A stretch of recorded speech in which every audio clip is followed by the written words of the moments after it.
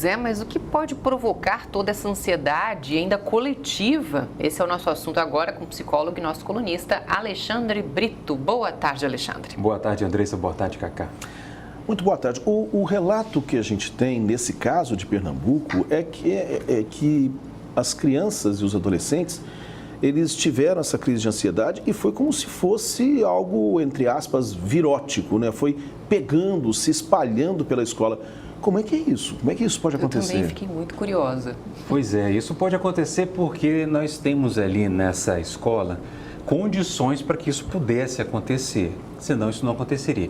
As primeiras condições que a gente pode perceber é que os alunos vivenciam uma experiência muito parecida e em comum sobre essa volta às aulas presenciais, algumas ansiedades e algumas dificuldades que foram vividas pelos alunos também nessa época de pandemia, junto às famílias, as exigências também de um Enem, de um pré-vestibular e algumas outras questões que fazem com que eles tinham ali condições em comum, eles estão convivendo há muito tempo, um vê as dificuldades do outro e essa convivência faz com que eles também tenham o quê? Uma relação de identidade, identificação com o outro e um pouco também da questão da empatia, que é justamente quando eu me imagino no lugar do outro. Então, o olhar também influencia muito, porque quando eu olho o outro, esse outro que tem algo em comum comigo também, eu acabo sentindo também essa situação, essa experiência que pode deflagrar, que pode se alastrar, vamos dizer assim, né? Não é comum, isso não é uma situação em que a gente vê se repetindo, mas que pode acontecer justamente por essa identificação. A gente vê alunos, né? A gente usa até expressões como uniforme, usar a mesma roupa, uma mesma vida, uma mesma obrigação, enfim, é muito parecido. Então, eles, por identificação um com o outro, vivendo as mesmas condições, podem ter desencadeado isso, vendo alguém de início. É preciso que alguém inicie esse processo, e aí você vê alguém tendo essa crise e você acaba sentindo também, como se você se expressasse algo que está ali de alguma forma oculta e esperando vir à tona. Agora, o que você pode visualizar como uma crise de ansiedade? A pessoa tem sintomas físicos, inclusive? O que ela sente? Como que você identifica e até tenta ajudar para que ela se controle? Perfeito, Andressa. A crise de ansiedade, ela se dá... A ansiedade, em geral, pessoal, ela é comum em todos nós, né? Diante de uma espera, de uma expectativa, de uma novidade, de uma exigência da vida, do trabalho, enfim. Ela é comum. Ela é um sinal de que algo precisa ser preparado em nós. Ele pode vir, a ansiedade ela pode vir corporalmente, com sintomas corporais. Como falta de ar, a própria palavra ansiedade significa falta de ar.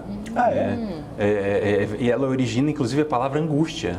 Né? A própria palavra ansiedade não são a mesma coisa, mas tem uma relação em comum, né? A palavra ansiedade ao pé da letra significa sufoco, ao pé da letra. E a gente vê o que numa crise de ansiedade? Uma espécie de sufoco. Corporalmente eu tenho uma espécie de sufoco, posso ter tremedeiras, tremores, eu posso ter paralisação, não conseguir me mexer, reagir, não conseguir falar, não conseguir me expressar, bem como eu também posso ter sinais mesmo em que eu não me manifesto. Muitas vezes você tem uma crise de ansiedade parado, deitado numa cama, encolhido, enfim.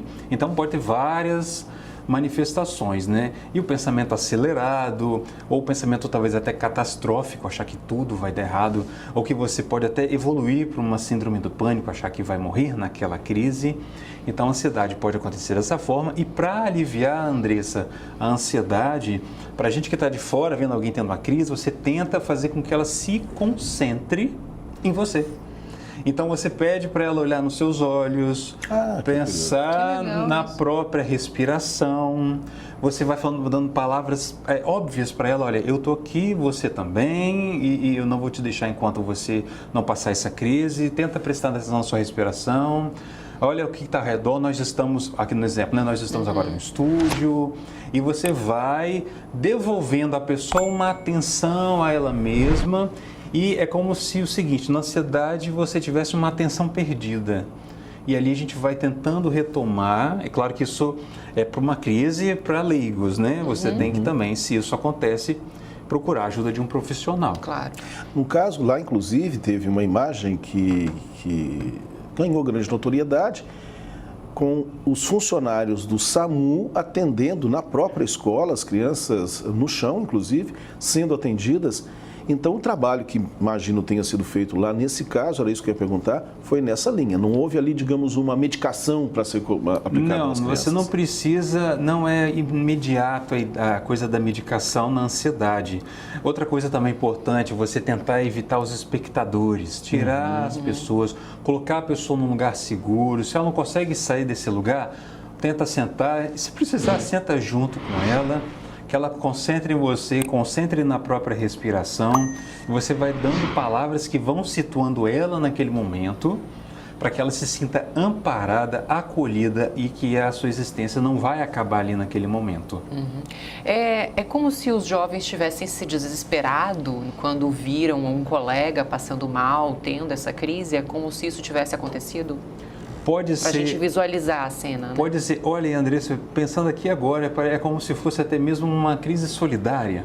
Sim, Né? quer dizer, eu imagino que seja quase que como uma identificação, né? Se essa pessoa que é tão parecida comigo está sofrendo esse problema, então eu passo quase que imediatamente a também sofrer. Eu acho que é mais ou menos isso, né? Perfeito, porque quando eu me identifico com você, Cacá, não é assim uma simpatia. Me identificar com alguém é me tornar um pouco desse alguém.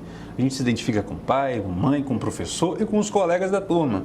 Então, com a pessoa que a gente se relaciona, os casais se identificam com o outro, vão se transformando no relacionamento um pouco de cada um. Tem alguns estudos dizendo que a gente é o convívio das 5 pessoas que a gente mais tem, né, convivência. Então, veja bem, na escola você tem convivência diária com as pessoas. Então, ao me identificar, eu me torno um pouco essa pessoa. Então, quando vê uma pessoa tendo crise e outra, você acaba sentindo esses sinais, que nem estudante de psicologia ou de medicina, está estudando, por exemplo, asma, na aula começa a sentir falta de ar. Sim. Quando você começou a falar sobre respiração, eu já comecei a respirar aqui. Exatamente. Então, você vê como que a imagem, o olhar e o escutar causa uma influência em nós, né? Tem um poder de sugestão, de nos levar a viver aquilo que a gente está conversando, aquilo que a gente está vendo. E essas crianças e adolescentes, tendo essas mesmas condições, é mais fácil que elas tivessem isso coletivamente, né? Ok, Certo. muito obrigado. Muito obrigada, Alexandre. Sempre um prazer. Sempre bom, né? Sempre Conversar bom com a gente. conversar. Obrigado, pessoal.